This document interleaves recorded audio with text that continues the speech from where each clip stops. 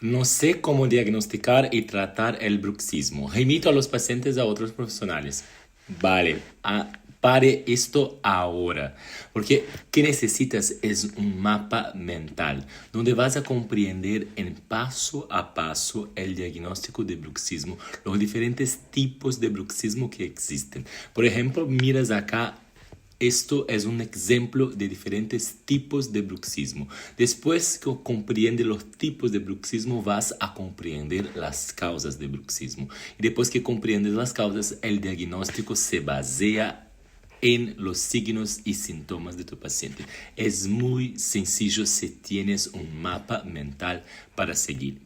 Normalmente clasificamos el bruxismo en tres criterios de diagnóstico: el bruxismo posible, el bruxismo probable y el bruxismo definitivo. Clínicamente trabajamos solamente con el bruxismo probable.